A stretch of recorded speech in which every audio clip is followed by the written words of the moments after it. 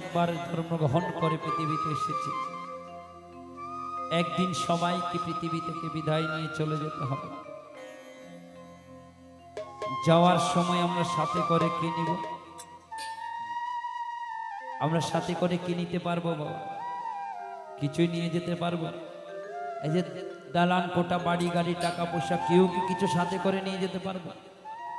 নিতে পারবে। তাই বলছিলাম নিজের ঝোলার মধ্যে আগে সেটাই সঞ্চয় করো। কোনটা? যেটা ভগবান ভবের বাজারে ছড়িয়ে দিয়েছে, আমরা শুধু কুড়িয়ে আমাদের ঝুলাই বর্তে হবে। সেটা হলো 16 নাম 32 অক্ষর হরে কৃষ্ণ মহামন্ত্র। যেই নামের ধারা আমরা এই জড়জাগতিক সংসার থেকে মুক্তি পাব।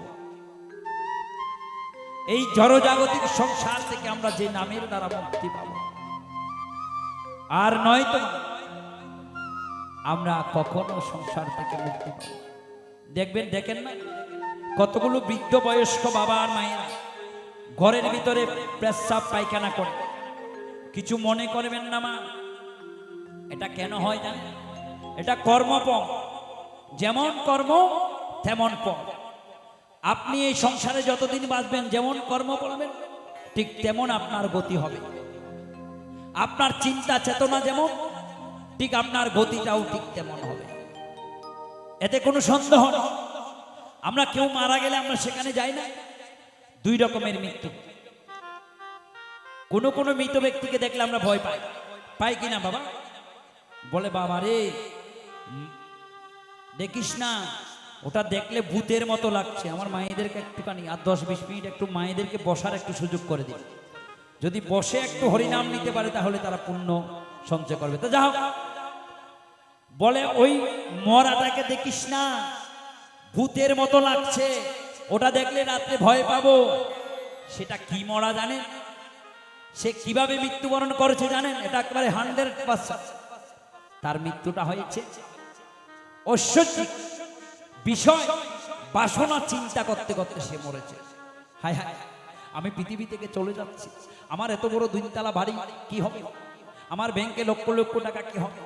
আমার গাড়ি, আমার ছেলেরা কিভাবে চলবে, কিভাবে খাবে? এই চিন্তা করতে করতে তার মৃত্যু হয়েছে।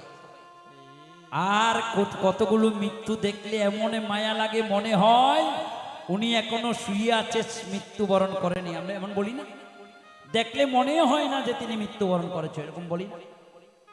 সে মৃত্যুটা কি রূপে হলো জানো? সে যখন মৃত্যুকালে যমদূতের সাথে কথোপকথন করছিল, যখন যমদূত তাকে নিতে এসেছিল, তার আত্মাটাকে তার দেহ থেকে নিতে এসেছিল, তখন সে ভগবানকে ডেকেছিল, বলে প্রভু তুমি আমায় একটু কৃপা করে, তুমি হাতে হাত ধরে আমায় পাহাড় করে নিয়ে যাও। হরি হরি হরে বল। তাই যে ব্যক্তি ওই ভবপারে যাওয়ার জন্য ভগবানের হাতে হাত রেখে চলতে পারে, সে একমাত্র সংসার থেকে মুক্তি লাভ করতে পারে। তাই আমার বিষয়ে বাসনা ত্যাগ করে বাহ্যিক সকল চিন্তা চেতনা বাদ দিয়ে সময় থাকতে একটু ভজন কীর্তন করুন।